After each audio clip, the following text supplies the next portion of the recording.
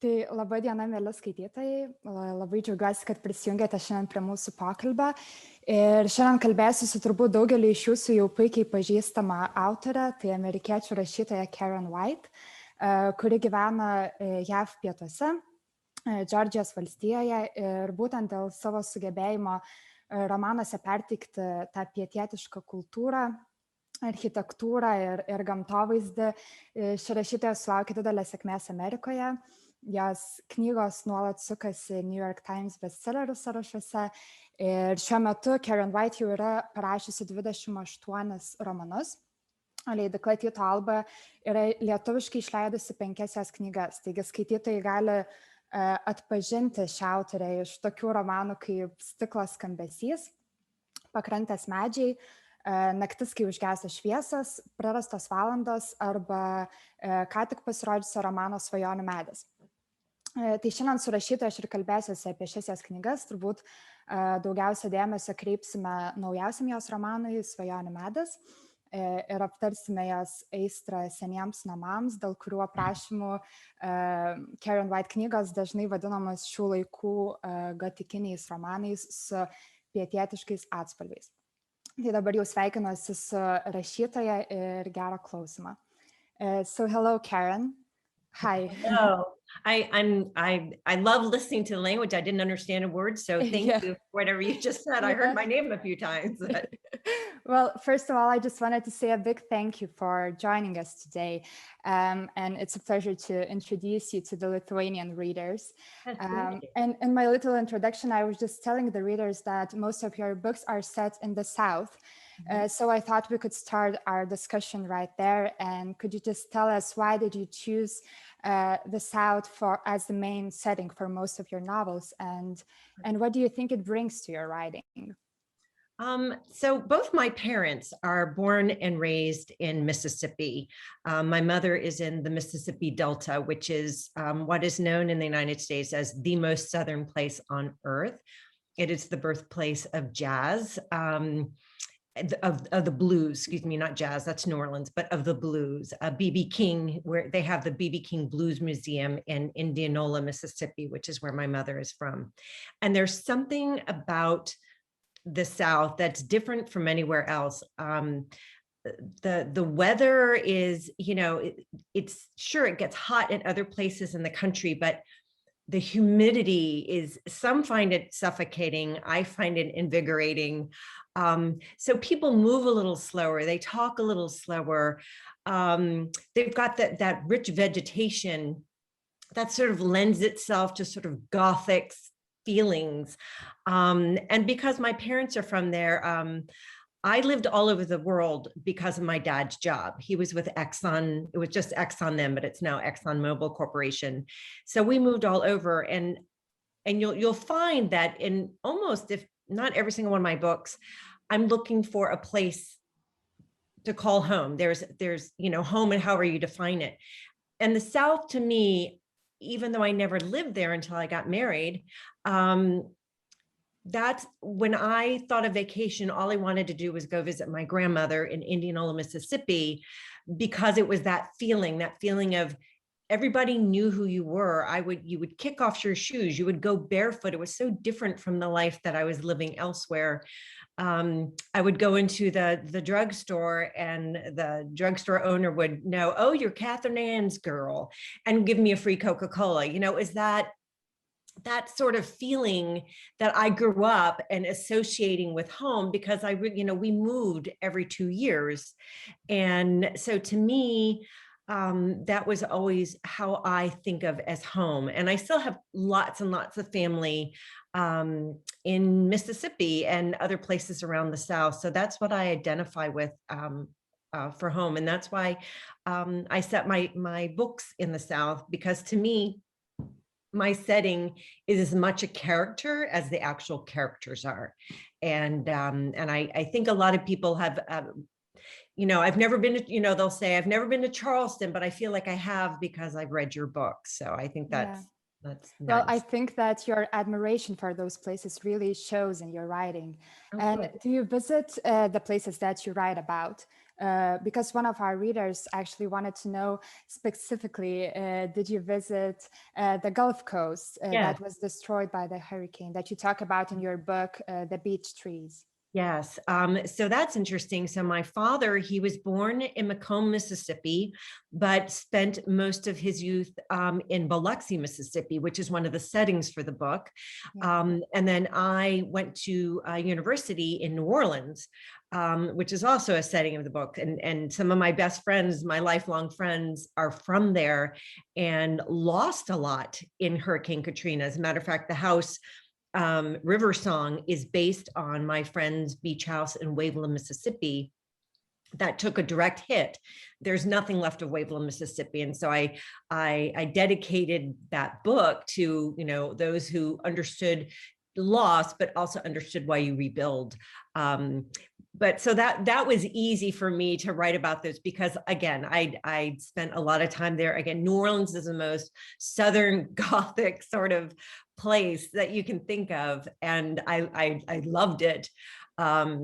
And then for the other places that I'm not familiar with, I like to joke that I believe in suffering for my craft, you know, so I make sure I visit all those places and I go to all the restaurants and I eat the food. And so I can, you know, accurately portray them in my books, but you do have to get a feeling for a place.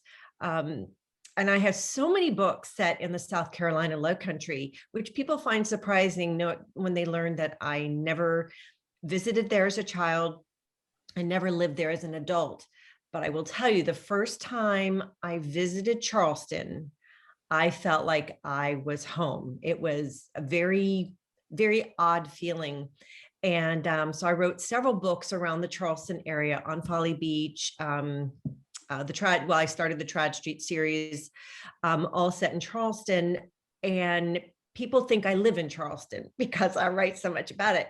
But what's so interesting is that a few years ago, my daughter she wanted to become a member. It's an organization here, Daughters of the American Revolution, where you can trace your ancestry back to the American Revolution in the 1700s.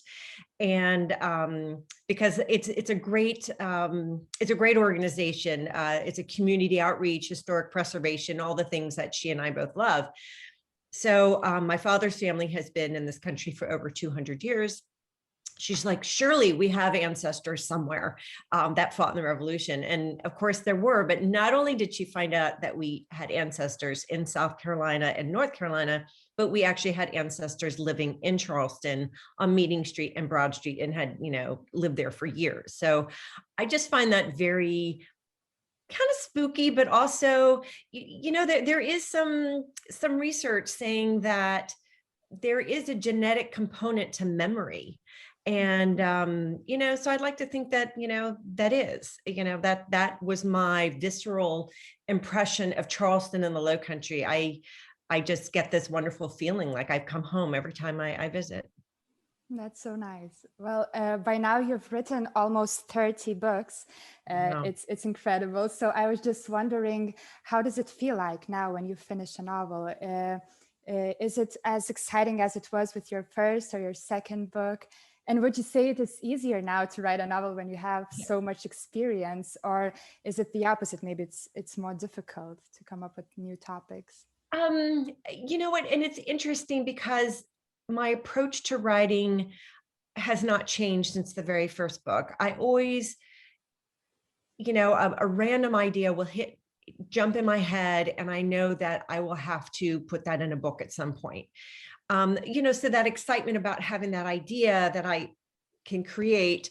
And then of course the pain. I know one of the questions that you wanted to ask was, you know, what's the most difficult part of writing a book? Well, everything is, but for me, it's finding the right place to start and the right point of view character. And how many point of view characters is this going to be, first person or third person? But to me, the character and the setting are always the easiest because they come to me. They are just a given when I start a book. Does it get easier? No. and I think, and it's not, I mean, I was writing when my kids were little, you know, I would write when they were napping. And then when they were school age, I'd go to pick them up from school and I just sit in my car in the parking lot and write, or at football practice or horseback riding, I would sit in the car and write. And I have to say that as I've gotten older, and you think, yes, my children are grown now and out of the house, but there are now more demands on my time because social media, has become this huge thing. I mean, I spent half an hour this morning just trying to post a video, on all the social media stuff. I do have people that do stuff for me, but I kind of, I've been dumping so much on them lately that I'm like, I can do this video. This is easy. And it never is. But I'm expected to be online a lot, and it's hard. So yeah, there's a lot more demands on my time. And then, yes, now my children are gone, but now I've inherited my elderly parents. They're both ill. I'm in charge of their care. So again, my writing time gets not only lessened, but also the brain cells that I need to focus and to let the writing happen, which is, to me, writing a book is like buying a new pair of shoes, and you have to kind of walk in them for a while to get comfortable. And now with everything else kind of going on in my life, it's very hard for me to spend any length of time in those shoes to get comfortable. So it takes me longer.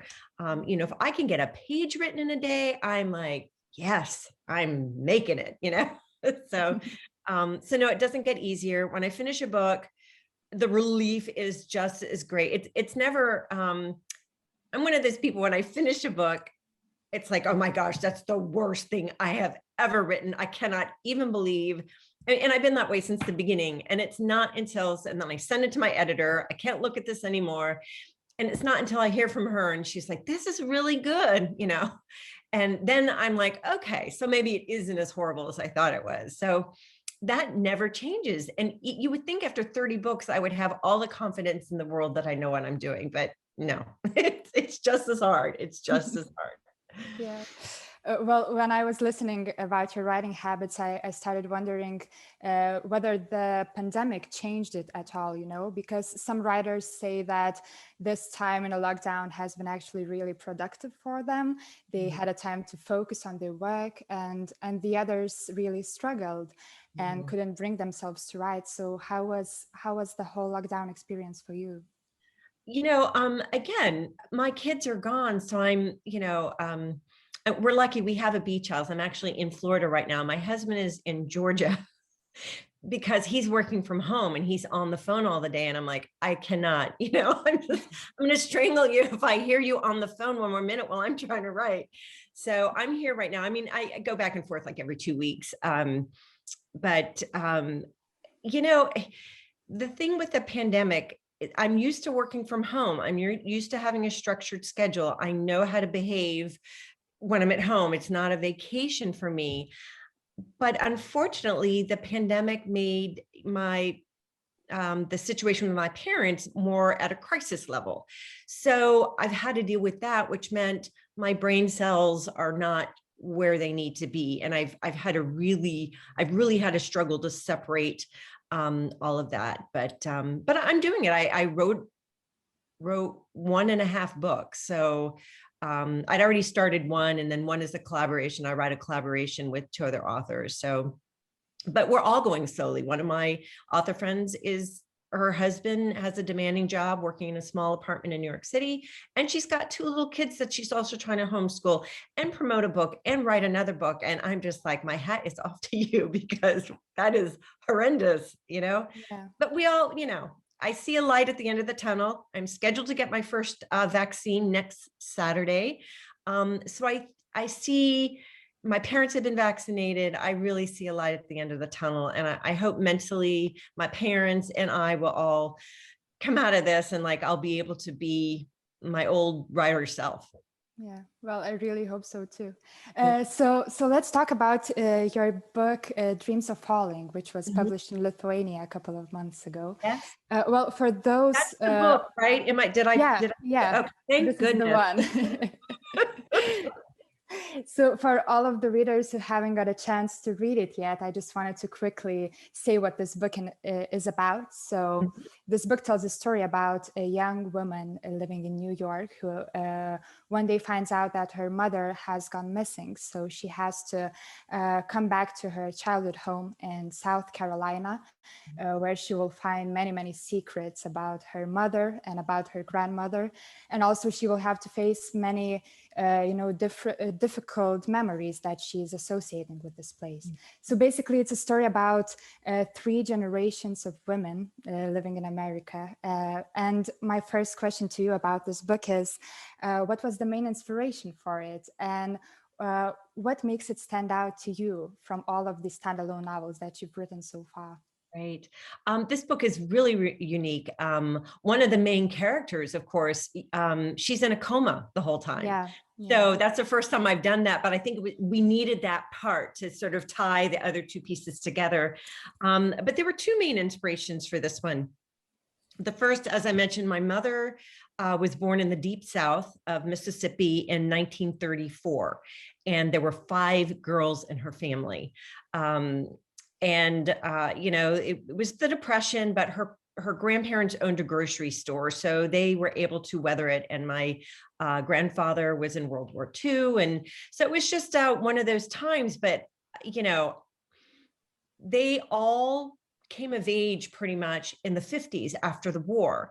And when I would go visit my grandmother in Mississippi, she had trunks of all of these wonderful party dresses that my mother and her sisters wore in the 1950s. Now, I've always been a fan of like the black and white movies with Grace Kelly and Audrey Hepburn and just that glamour age, and my grandmother would tell stories, and my aunts and my mother would tell stories about when they wore the dresses. And my grandmother was kept so many photos. I mean, there were so many photos of my aunts and my mother in these dresses at these dances with the gloves and the men and it was just a beautiful thing. And because I love history, I love reading about the 50s, because in the United States, the 50s was, it was after the war. Okay. So we had the big baby boom. The men came back from the war, and it was a time of prosperity and lots of new babies and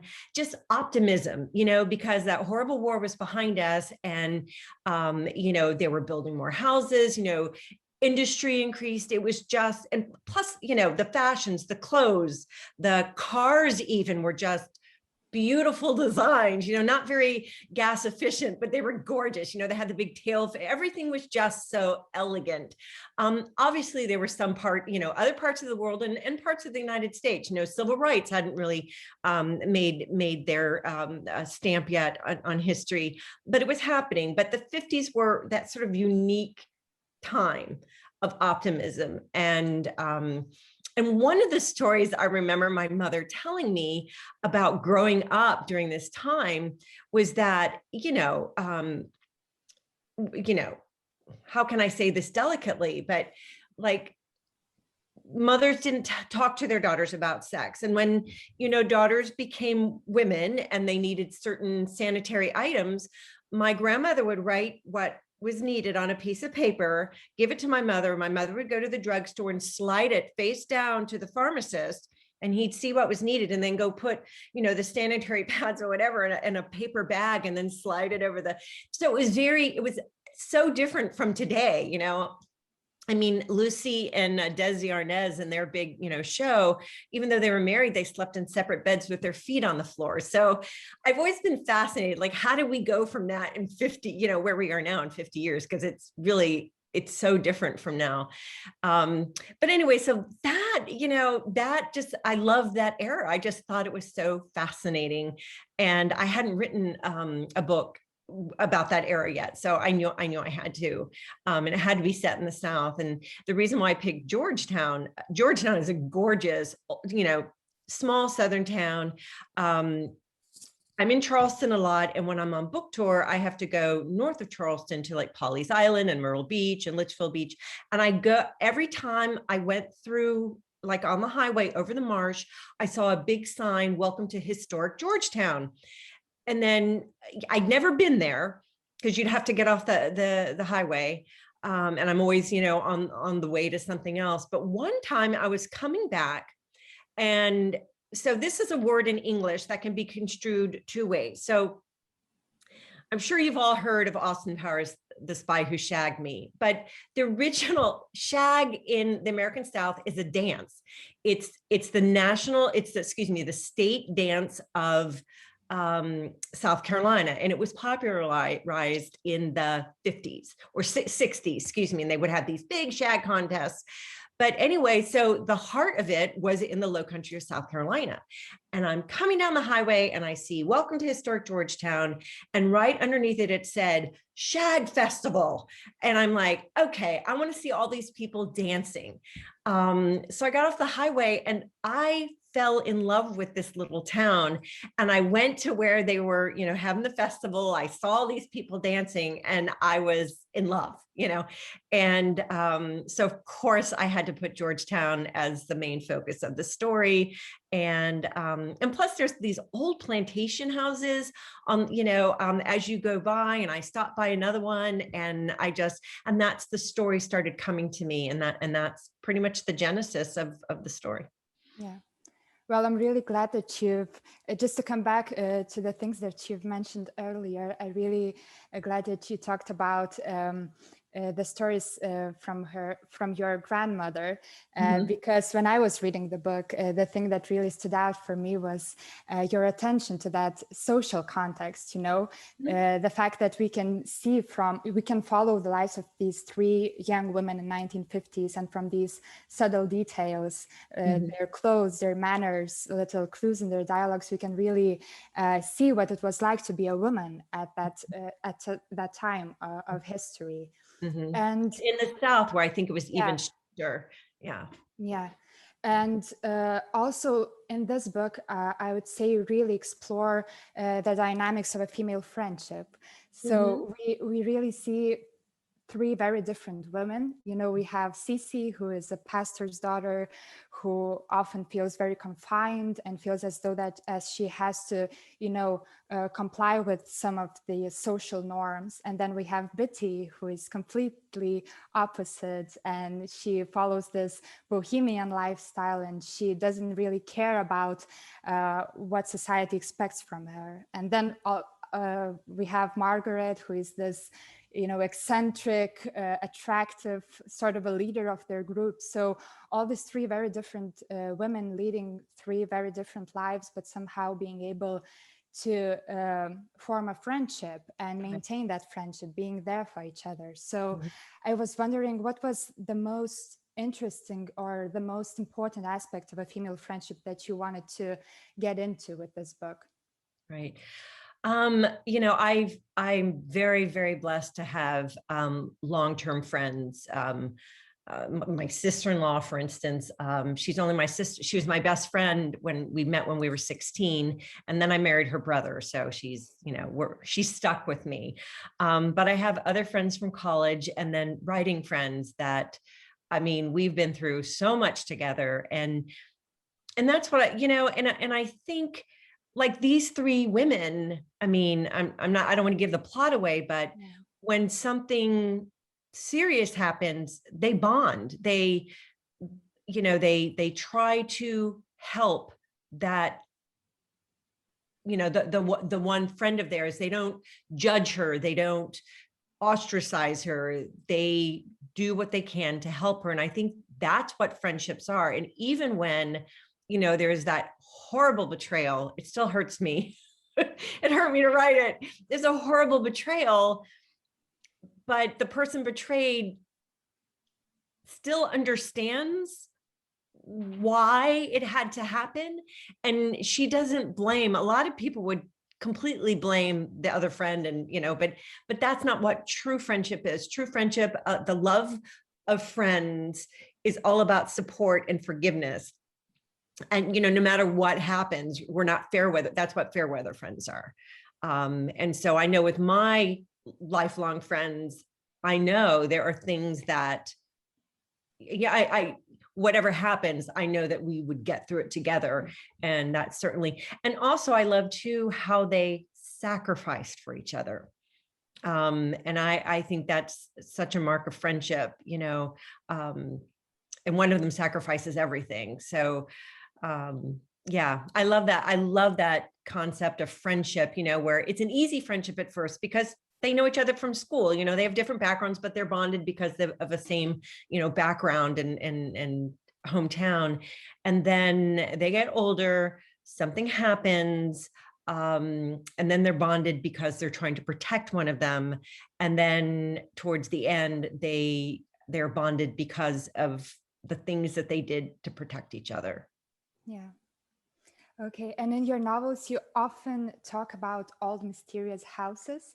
The Dreams Are Falling is no exception, but in general, I was just wondering, where did this passion for enigmatic houses come from? Isn't that funny? And I think that also has something to do with me always looking for a place to call home, because, a house is a home. And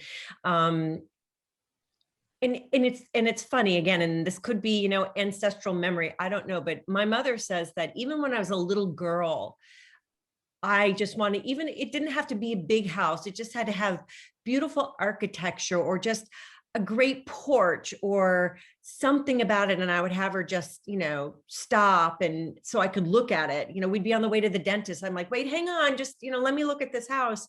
And, I was just fascinated with old houses. So I always have been. And I think it has something to do with the history of the people who lived in it. And I think that was really brought home to me. I know The Last Night in London will be coming out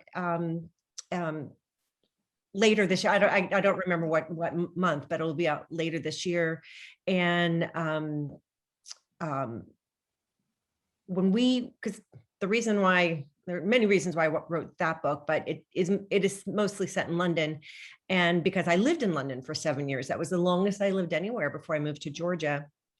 And the day we moved in, the porter told me, so that the flat building is on Regent's Park, and it was built in 1904. So it's seen a lot.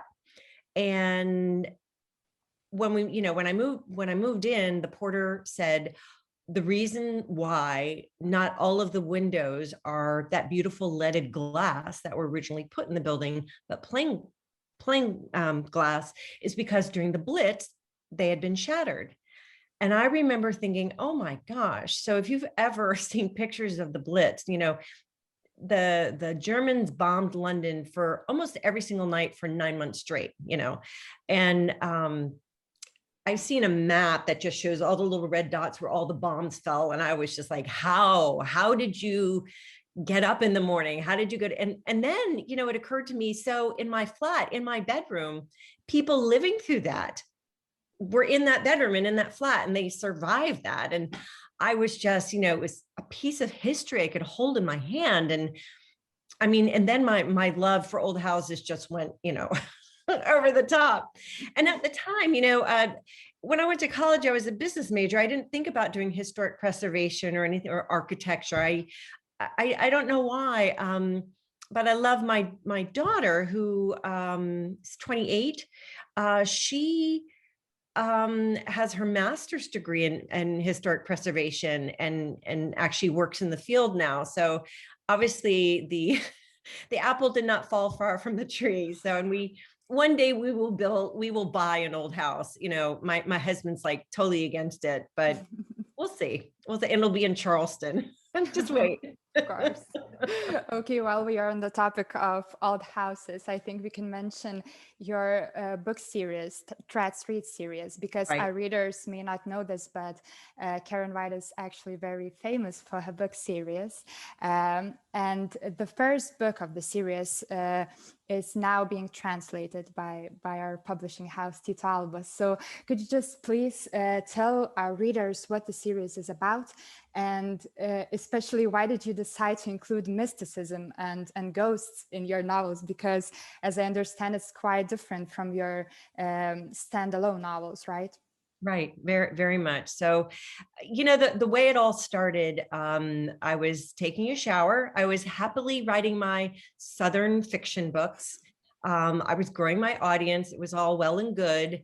And then I'm taking a shower one day, which is the best time for ideas to hit me because nobody's calling me, there's nothing. It's just the sound of the water.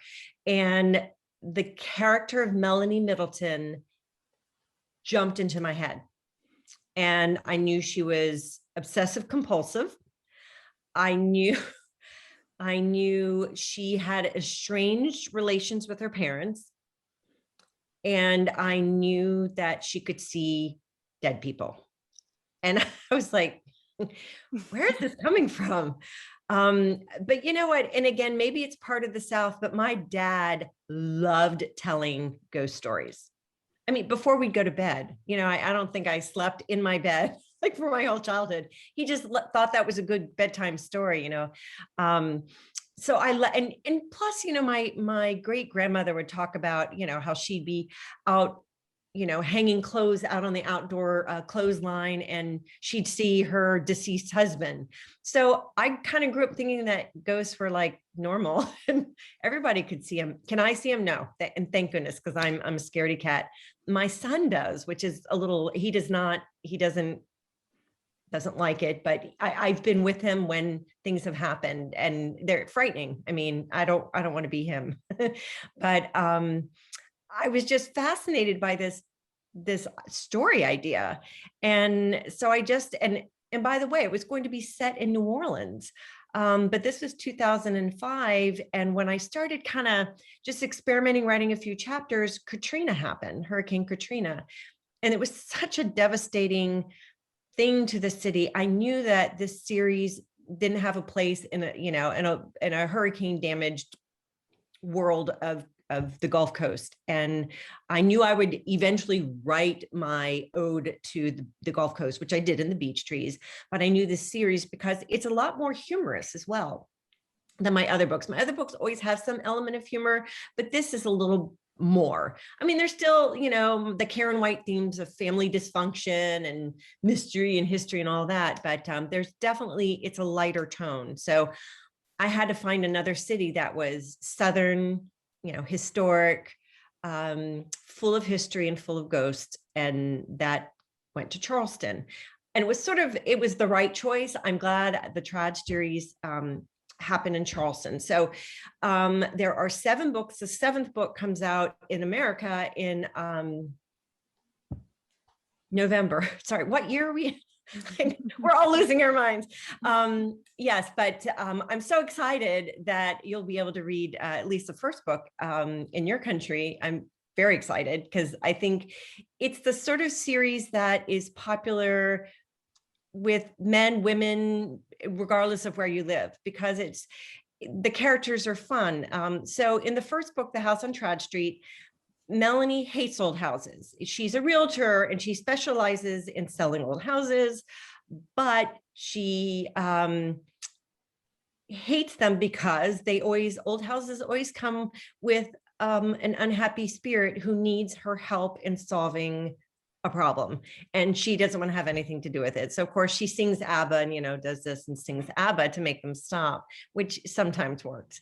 But in the very, very first book, she inherits a house on Trad Street and she's not happy about it, but she can't sell it for a year. Money has been left for her to restore it, and then she can sell it after a year. So while she starts this renovation, and she has a best friend who is a professor of historic preservation at the College of Charleston, which, by the way, is where my daughter got her graduate degree.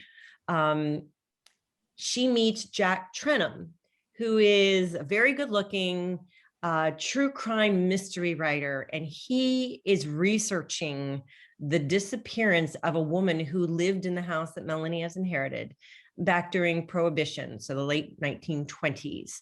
And she disappeared mysteriously, but her son and husband didn't think she left of her own accord.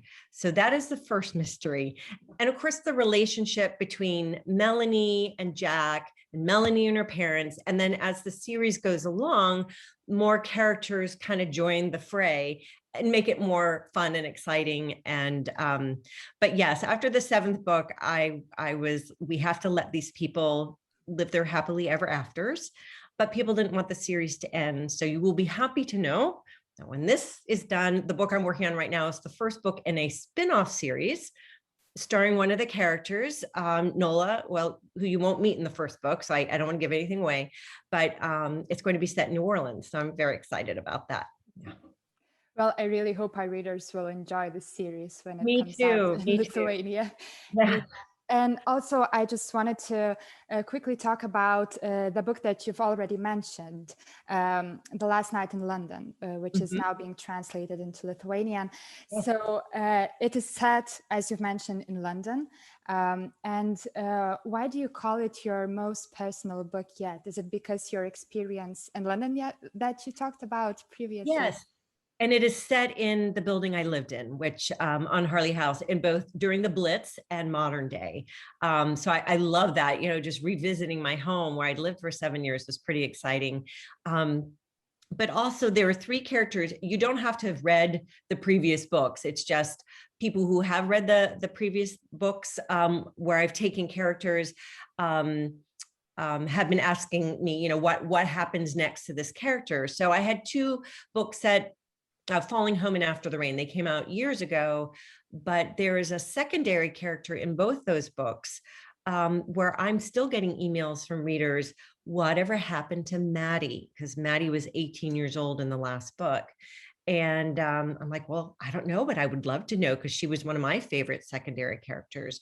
So she's the main character in this book. And but we've taken her from Georgia. She's now a freelance journalist, and she's in London on an assignment to interview another character, Precious Dubose, who we met in another book, All the Ways We Said Goodbye. That's one of my collaborations. And we meet her in 1964 at the Paris Ritz. And she talks about very lightly about her experiences during the war in London. And she's hesitant to talk about it. So everybody's like, what happened to Precious in World War II? So we find out in this book, because Maddie is hired to do a story on Precious for her 100th birthday. And they think it's just going to be cut and dried. But of course, the layers start coming back on, because they both have pasts, and they start peeling back the layers, and they both find healing. So, and there's humor, there's, yeah, I loved writing this book. It was really a culmination of years of thinking about it. And, you know, an American expatriate in London, especially a Southern expatriate, because I remember my mother with her Mississippi accent being made fun of when she was going to order groceries, you know, and they would mimic her accent. I'm like, oh, that must have been so hard. So I've been wanting to do that for many years. Well, thank you. I'm looking forward to reading it. Okay, Karen, I see that our time is almost over. So I just wanted to say a huge thank you for joining us today and sharing your insights and thoughts. And I really hope that this interview will find all of your readers here in Lithuania. Me too. Yeah, and also our publishing house would be more than happy to see you in Vilnius Book Fair sometime in the future when I when would the world love goes back that. to When the world opens up again, that would be Yeah. fabulous. Yeah, yeah. Because I love to travel. I think the furthest I've ever gone is Hungary for another book. I was researching, you know, so yeah, that would be fun. And thank you for doing this. This is great. I'm excited. My books have found readers in Lithuania. I think that's, I mean, it's so far from here, you know, and I just find that so exciting. So best of success with that, because, you know, I love how Southern fiction really, because it's about family and home. And I think that's a universal theme. And that's why people, California, New York, Canada, read my books. So yeah, thank you. Thank you. Thanks. You have a wonderful evening. You too.